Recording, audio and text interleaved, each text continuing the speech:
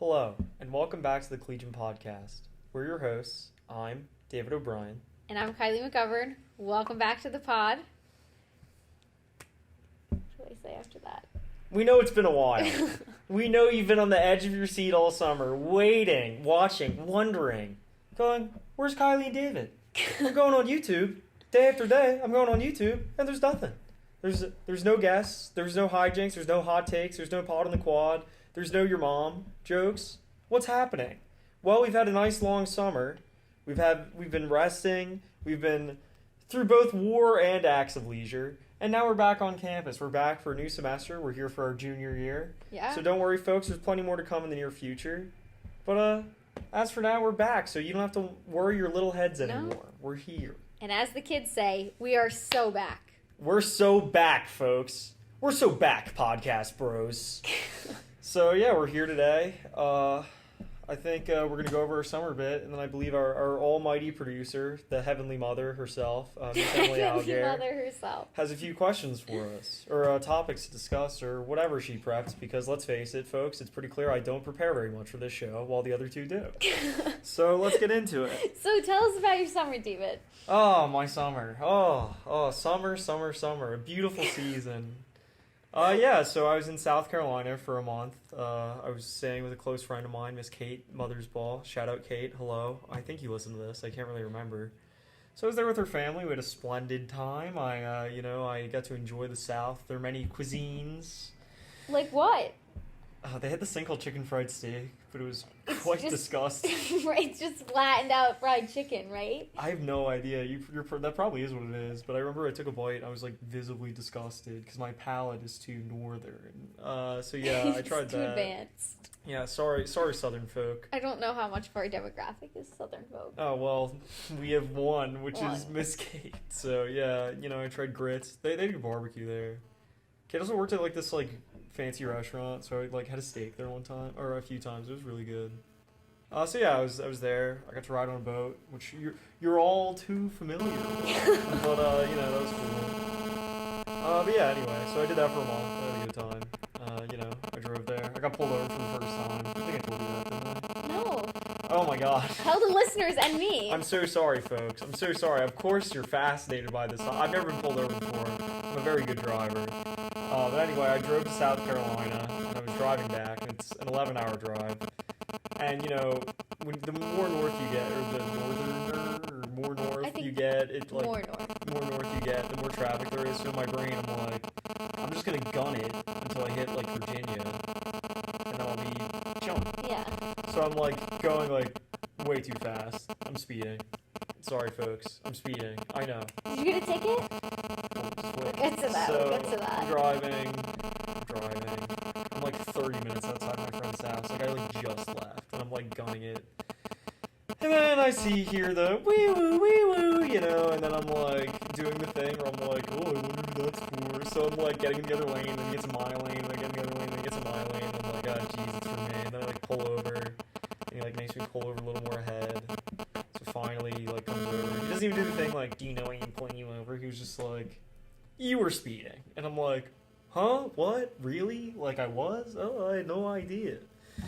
And then he's yeah, you were. And then I give him my license. And he's just Pennsylvania, why are you here? And I was well, I'm doing a research project on the Baptist church. I study religion at LaSalle, which is true. And then he went okay. And he just takes the thing and he goes to his car and he's sitting there for eternity. I'm just sitting there and I'm I'm so screwed. I'm my mom's gonna be so upset, And then he comes back and he hands me my license and he goes, I see you've never had a ticket before, so I'm gonna give you a written warning. Have a nice day, Mr. O'Brien. And that was it. And then he walked away and I was just we're back. I was we're so back. And then then I drove back. But yeah, so that was cool. And then I went to LA with Enrique, a previous guest of the show. We were staying with the LaSallian brothers. That was a nice experience. We worked at Cathedral High School as teaching assistants. Also, it was cool. I got to tour Los Angeles. I visited the Church of Scientology. Pretty weird place.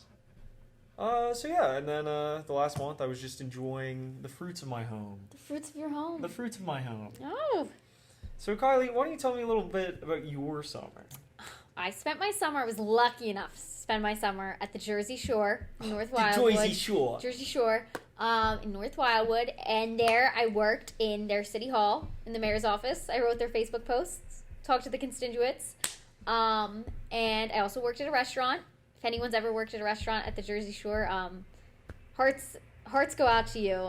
But great life skills experiences I had in both the jobs. So I'm picturing like Parks and Rec. I'm imagining It's you're like that. a young Leslie Knope. So like what is some of the work you did for the mayor or the mayor? I told my mom you're working for the mayor's office, and she's like, "What's a mayor?" And I was like, "A mayor." And it was like one of those like Mayor. it was like a sitcom of us like yelling Back at and each other, forth. and then finally she's like, "Oh, a mayor," and I'm like, "I guess like I don't know." So my day-to-day, there's lots of events trying to get some tourism going. Tourism at the Jersey Shore. Yeah, that's how they make a lot of their money. I think Pauly D figured that one out for you, didn't he? He invented it, actually. There's a picture of him, like, next to tourist in the dictionary. It's next to like George Bush at your office. It's a bit outdated. Yeah, we actually have a picture of him, with like the American flag in the background, like a nice portrait. But beautiful. Anyway, I would write the Facebook posts about what was going on. Lots of people that live there are retired, and so they have some time on their hands, so they would come and let you know anything that was going on. Somebody's parked in front of their house they don't like. The beach is too small. I don't know, somebody weird walked by, whatever it is. The newspaper didn't come that day. They'll just come and let you know. And the reason I liked this experience is because it was like the constituents know who they're voting for, and like the elected officials know their constituents, whatever. It was like you could kind of see that some of the things that the voters needed were like being enacted. But yeah, that was pretty much it. Well, that's pretty neat. Thank you. Yeah. Well, all right. I think we'll just get into the topics. It sounds like we both are serving our communities. Serving our communities. All right. The first topic is war. Wait, should we explain to them what we're doing? Oh, probably. Okay, so hot and cold takes, as we do, but our producer Emily has come up with the topics, and apparently we're talking about war. War? War is a complex topic. Yeah. It's been around since the dawn of human civilization, as far as we're aware of. War. So we say a hot take and a cold take about war? Okay. What's a cold take about war? It's pretty violent. Yeah. Cold take about war. The United States should spend less money on it. I think that's not a cold take for a lot of people, but I fundamentally agree with you. I'm saying it as a cold take. The United States should be spending a lot less money on a lot of things that we're doing, but war specifically... War is one of them. Good old Dwight D. Eisenhower once gave us a little warning of saying, hey, folks, maybe this whole war industry thing isn't what we should be hitching our wagon to. And, folks, we know we're college students, and we're, bound to lean a little more liberal, but I think the majority of Americans at this point follow us when we say... We're spending a little too much money on the military. A wee bit. That's my cold take. What's your hot take? Yeah. I feel like takes about war are like mostly cold. Like it's bad. I don't know. A cold take about... No, I'm thinking of a hot take about war.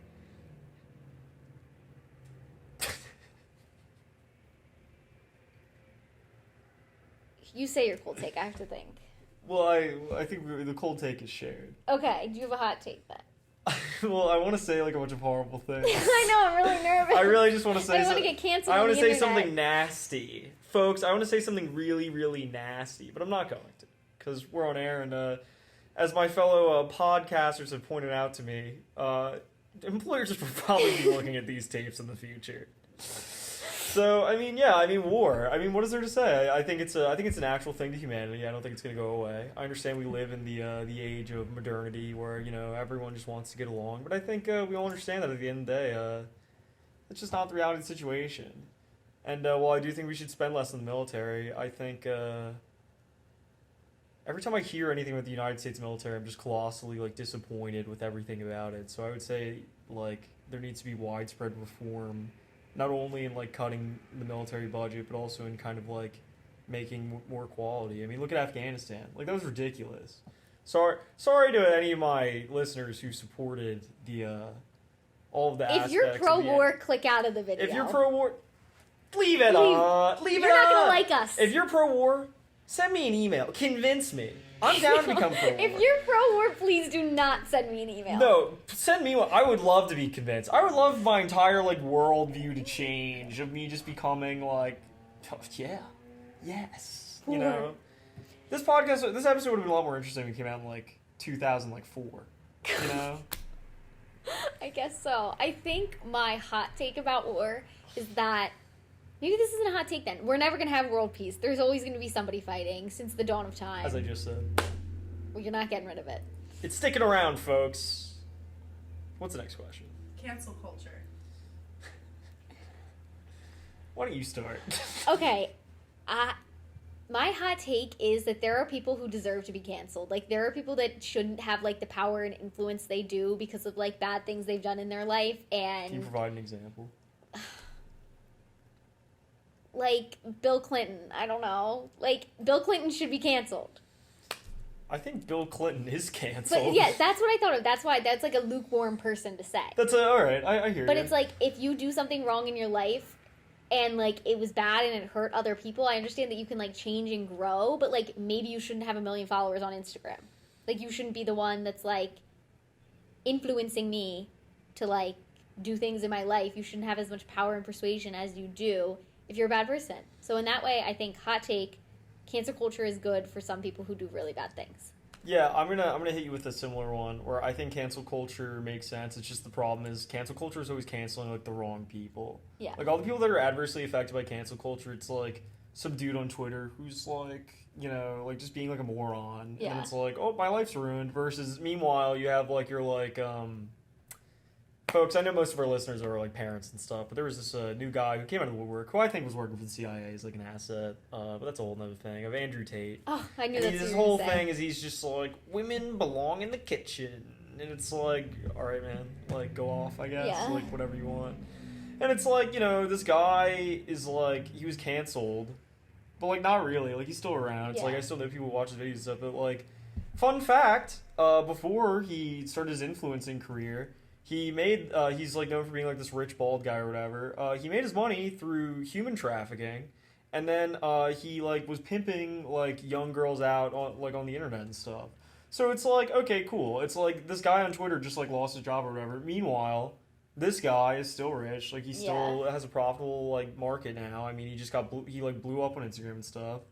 Or it's like, you know, like, you have tons of celebrities like these. I mean, how many times it's like, you know, Jeanette McCurdy was like, she just wrote that book, and she's like, yeah, this is like, you know, I'm a child actress, which, like, surprise, surprise, it's a horrible industry for child actresses and actors, too, and it's like, they're being just, like, essentially, like, dehumanized, and it's, like, horrible, and then meanwhile, it's like, no, like, you still have, like, your Dan Schneider or whatever, it's like, oh, he lost his job, it's like, alright, fair enough, but there's no criminal charges, like, nothing happens, it's just, like, these people are still incredibly wealthy, so I guess my point is just more that cancel culture adversely affects, like, the lower and middle class, while meanwhile all, like, the upper class who, like, drastically abuse power on, like, a marginal scale, like, Bill Clinton's a great example, like, there will never be any federal charges, they will never go to jail for, like, committing very real crimes, and that's fucked up. So that's my take.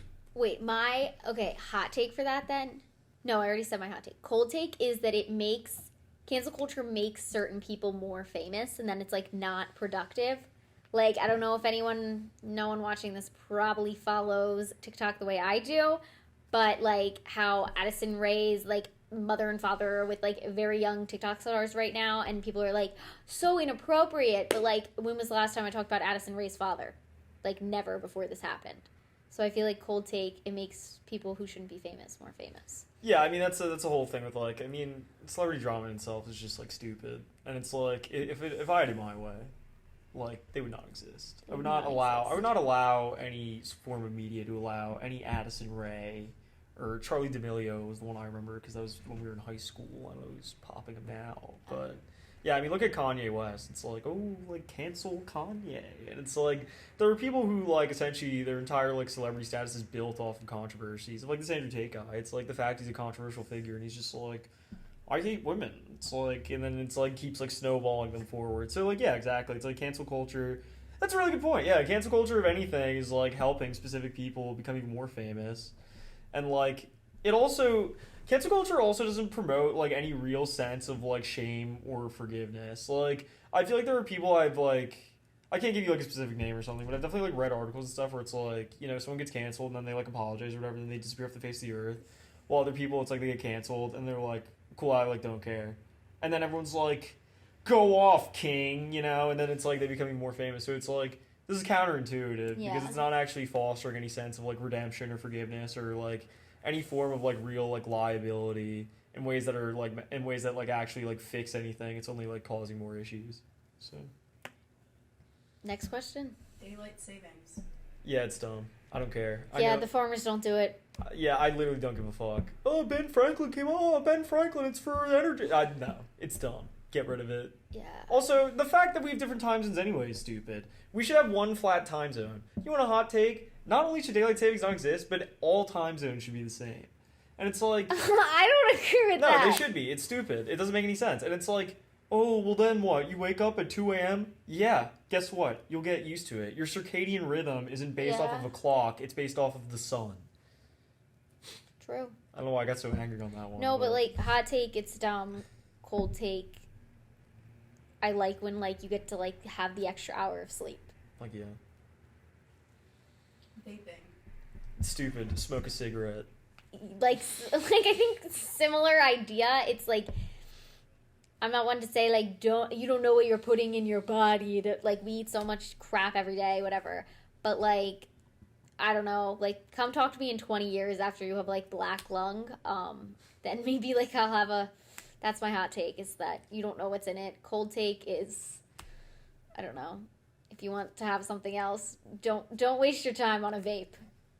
It just is dumb all around. Yeah, like, you don't know what's in it. It's like the way people smoke, like, vape is they're all like, you know, I feel like people now aren't as much as, like, they used to be where it's like, oh, no, dude, it's good for you. Like, no one does that anymore, but it's like, I remember when vapes, like, were first, like, becoming a thing, or, yeah, like, when they were first becoming a thing, people, I know someone who, I don't think she's listening to the podcast, but she's very near and dear to me, and, you know, she used to vape, and her argument would be like, no, it's good for you, you know, and it's like, it helps you wean off cigarettes, and it's like, that's such bullshit. If you're weaning off cigarettes, maybe it's a good thing, but if you're like 16, not like even. drinking like mango vapor, it's probably not good for you. You're not going to be weaning it off anyway, because it's like how casinos have chips, right? It's like, if you put a $5 bill on the table, you're like, I'm spending $5. If you put a $5 chip on the table, it's like a toy. It's like, it's not, like, there's a psychological aspect to it. So it's like, vaping, it's like one cartridge, I'm pretty sure, is like a pack of cigarettes. People do not treat it like it's a pack. People treat it like, oh, it's like two. It's like they buy it for like their like evening. Yeah, exactly. So it's dumb. And then it's also like, just smoke tobacco. If you really want a healthier alternative, which, like, let's face it, you probably don't. Unless you're like on a certain like health side of Twitter where people are like arguing like the niacin in cigarettes is good for you. Like, you're better off just buying like raw tobacco and like rolling a cigarette or smoking out of a pipe. It's like, yeah, there is tar in cigarettes. And like, yeah, and guess what? In a vape, surprise, surprise, an industrial manufactured nicotine like pouch that you then like filter through a battery that you then click a button to smoke is probably not going to be great for your health or your lungs or your esophagus or whatever. Just stop vaping. Smoke a cigarette. Stop vaping today. They're not aesthetically pleasing. No, they come in all different colors. No, it's stupid. I like. Have you seen like? It's like, have you watched like an old fashioned movie? They're like, it's like, that's a detective. You know, it's like this is sophisticated. Versus it's like, it looks more like this. It's like no, like that's dumb. It looks stupid. It's like it makes your oral fixation worse. Smoke a cigarette. It looks better. Or here's the thing: don't smoke at all. Just stop smoking, because you're killing yourself. Wait, this is an aside about this. Have you ever noticed how this is a hot take call out?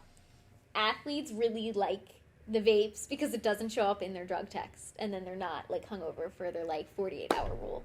I didn't even know that. You'll pick up on it now. Mm-hmm. That's interesting. They'll be like, I know a lot of athletes who like chew dip, and like the new thing is it's like their Zins. I don't even know what it is. I think it's like a patch. It's like you put it in your gums. You put it in your gums. All right, so it's like chewing dip, but like dumber. Yeah, I mean, my best friend from home, or one of my best friends from home, my best friend from home, he, like, does, like, Zins and stuff, and it's like, I would rather you just smoke. Like, stop with all these weird things. Like The alternative method. exactly. It's like cigars, cigarettes, pipe. Those are your 3 options. Stop giving me all this new bullshit. Or none. The gum's fine Collegian too. Pod is The gum's fine anti-smoking. too. The gum is fine. Banned books. Like, is this censorship? That's my hot take. Or is that a cold take? I don't know. You start. I thought we were paused. I just started again. Oh, sorry, folks. No editing. We swear. Ban books.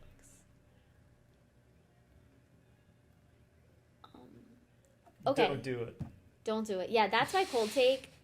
And I guess my hot take is that people think that, like, media is advancing political agendas in ways that it's, like, really not.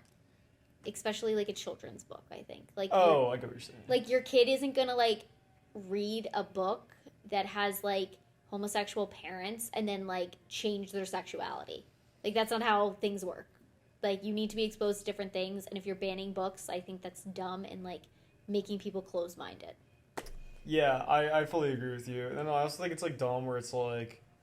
You know what's really annoying about banned books to me? People are like, oh, like, 1984 is a banned book. It's like, no, it's not. You can buy 1984. I've heard of books actually being banned on Amazon. And it's like, yeah, I don't support any form of censorship. This is arguably like one of like the hottest takes I really have in general. Because every time I say something like that, everyone's like, well, what about this? And it's like, no, like we live in a democracy. Like you should be able to write and publish whatever you want. I'm sorry if that's a controversial take. I stand by it. Banned books are stupid. Yeah, I agree with you where it's like, yeah, the children's book where there's 2 dads isn't going to turn your kid gay. It's like, it's going to be fine. And, like, yeah, it's dumb. I think banning any book is dumb. I think, like, the whole point of this country is freedom of the press. Or it's not the whole point, but, like, you get the message of the First Amendment. And you have a right to read whatever you want. And banning books is dumb. And if you don't want to read a book, don't buy it. Don't check it out from your library. If you are a parent and you are weary about your kid reading a book while they're your child, then just say, read a different book. Like, it shouldn't be someone else being involved in it. Yeah, exactly. Well, that's another thing. It's like... This is not the government's problem. It's like, This is your problem. If you are uncomfortable reading or enjoying a form of media, it's like, deal with it yourself. I mean, that was like in the 80s or the 90s or whatever. Remember, like, Al Gore tried to pass that thing where it was like, this music is harmful to the youth. And then they were like, no, that's stupid. And it's like, I stand by that with everything. It's like, I think exposure to a variety of media, I've been referred to as unhinged by some of my friends and family. Because, you know, it's like I like to be exposed to, like, a variety of different, like, you know, books and movies and stuff that are, like, weird. And, like, yeah, for the most part, I don't really like some of them. But it's like, no, it's important. It's important to understand and gain a greater perspective. And banning anything... And we actually wrote an editorial about this a while ago. If you ban a book, what happens is people, like, look for it more because then they'll get, like, all pissed off. The sales go up for these books. Exactly. And it's just, like, annoying to me. And it's like... If you just allow it to be in the marketplace, like I guess this is like the argument for capitalism or whatever, right? But it's like, if you allow these books to be bought, people will just be like, oh, this is stupid, or this is cool, and it will inevitably filter through because I have faith in humanity. So don't ban books. Just be smart. Don't be dumb. Milk. Love it. I love milk. It's so good for you. It kind of gives me a bellyache. I actually had a glass of milk before I came here. But don't ban milk. Don't tell your kids don't drink milk. Don't be giving them the almond milk. I like almond milk. But give your kids some whole milk. I don't know. Almond milk's dumb. Wait, no, I'll get on. Say what you're saying. Almond milk's dumb. It's all sugar. It's like the fact it's called almond milk is like a marketing scam. It's like seed oils. It's like, it's not really almonds. It's like, oh, well, we used an almond to make it. It's like, no, it's mostly like artificial, like, sweetener. And, you know, like industrial, like whatever. Milk's great for you. Like most foods in the United States, I wish there was like more kind of like rigid guidelines of making sure it's like processed in a healthy way. But no, I there's a farm near my house. I've gotten local milk. Milk is the parent, the mother or the father of many delicious foods ranging from yogurt, cheese, ice cream. I'll stop there, folks, because you know I can go all day. No, I love milk. I drink a lot of milk. It's great. Cookies. What's your favorite kind? Oh, whole milk. I also like raw milk. unpasteurized milk if you're new to the raw milk scene. It's a lot creamier. It's better. It's better for you. It has more like enzymes and stuff. And actually, there's a lot of statistics that show that a lot of people who are lactose intolerant, if they drink raw milk for a long period of time, it like resolves itself. My uncle Michael, he can't drink milk in the United States, but when he goes back to Wales, he can. Milk. So I think there's some processing issues. Yeah, I'm pro milk. I hate every argument against milk. You can say yours. Oh, the only one that I was gonna say is that there's alternative forms of milk that are more environmentally friendly than cow milk. Like what? Like oat milk. That's not more environmentally friendly. Cows are actually good for the environment. Because cow poop and stuff, that you get like natural manure, is better for the environment than normal fertilizer we use. Because fertilizer, not a lot of people are aware of this, fertilizer comes from natural gases. So when you have natural fertilizer, which is made by cows, you're doing better for the environment. So cows are actually environmentally good. I'm not anti-cow. I'm not saying you're anti-cow, but what I'm saying is when you have this stuff, like oat milk's a great example, right? It's like you make oats, use your natural gas to make oats, then you pump it into like a giant industry. It's like a giant like treatment plant or whatever. The factory making oat milk, I assume, I don't have any exact statistics, folks. I'm sorry. If someone after we this don't know is that like, much about milk. Source. No one here is having milk sources. Yeah, there's no milk sources, folks. It's all up here, baby. We feel it in our bones because we drink milk. Exactly. I did write a paper last semester on my many beliefs surrounding farming. I do find the agricultural industry very interesting. I will say that no, like milk or whole milk is probably more environmentally friendly for a variety of reasons. So yeah, that's my position. I think the environmentally friendly, like it's stuff like that is like a hamster wheel because it's like where you help in one regard, you like hurt in another regard, and then it's just like a spinning wheel of like we can't really do anything to help these things. Yeah, but I do think it's like I agree with you, and it's like I don't expect people to be like it's a 100% like great way, and I know like the whole argument where it's like oh cows are like doing whatever. It's like no, like I think whole milk. From all the things I've read over the course of my life, whole milk does seem like the most environmentally feasible way. If you disagree with me, email me. You know, we give out our emails at the end of the show. Yeah, no, I'm sorry, Kylie. I just have to disagree pro-milk. with you. I'm pro milk. I'm neutral about milk. Neutral Milk, like the band. Is that a band? Neutral Milk Hotel. Emily's nodding. Yeah. Santa Claus and the Tooth Fairy. I think it's fun. Why wouldn't hot take is shout out to those kids that didn't celebrate Christmas and whatever, and they like didn't tell you that Santa was fake. So true. Those kids were real. They were the best. Like the kid that's like, oh, I'm Jewish. I know Santa's not real, but then they don't go and ruin it for the whole classroom. How old were you when you found out Santa Claus was real? Old, like 10 or 11.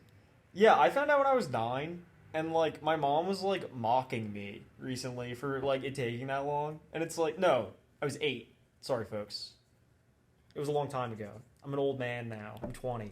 But, like, yeah, I was 8. And my mom was like, it took you really long. And I'm like, no, it didn't. Like, 8 is a normal age. I don't know, I'd say 10 or 11.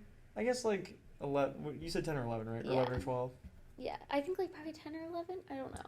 I don't know. I feel like 10 is kind of like Yeah. the tipping point. Yeah. Like by 10, I think it's good. But I don't know.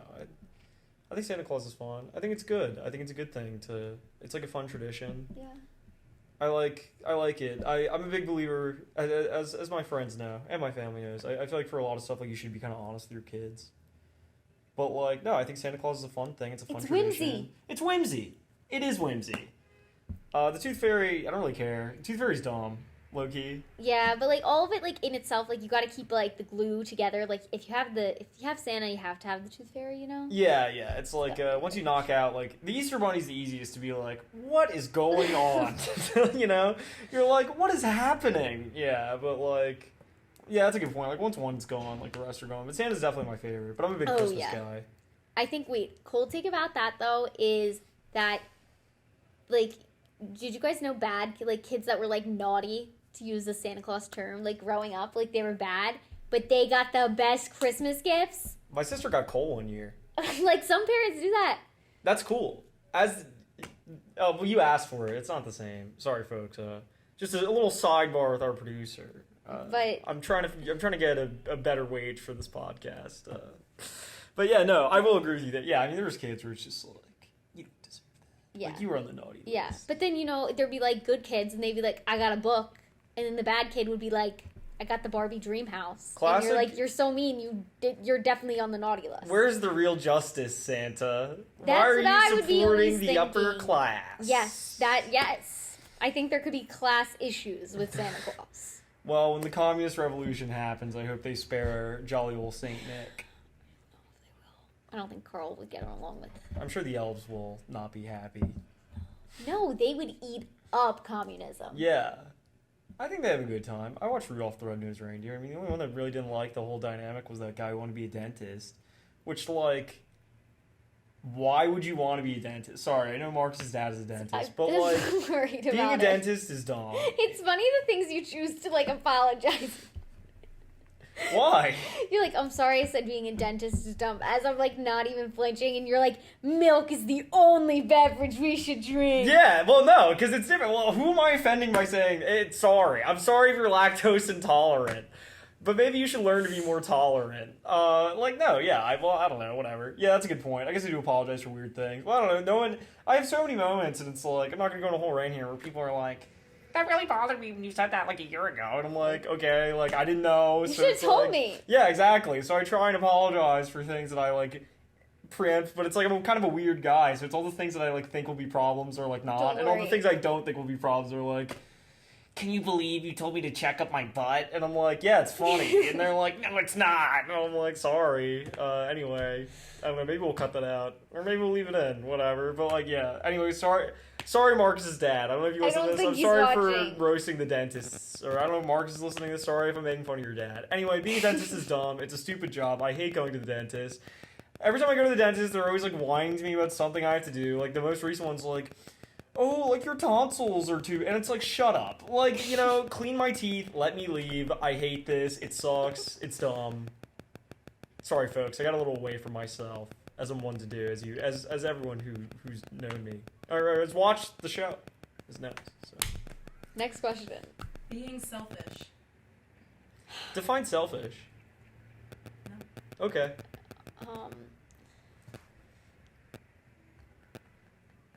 Okay, I feel like cold take. No, I don't know. Take. I never know if it's hot or cold. But like the thing is, like sometimes you have to be selfish to like get the things you want and get things done.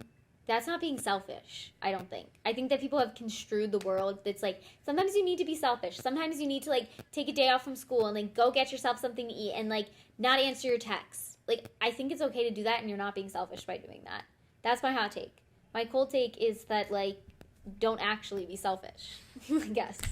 I fully agree with you. There's a difference between being, like, selfish and, like, doing something for yourself. And, like, that's why I asked you to define it. Because it's, like, there's such a huge, like, gap in what the words selfish and selfless mean at this point. Of, like, I'm so sick of, like, there's so many times we're talking to someone who, like, is referring to an act as selfless, of, like, purposely making themselves miserable for something that they don't care about.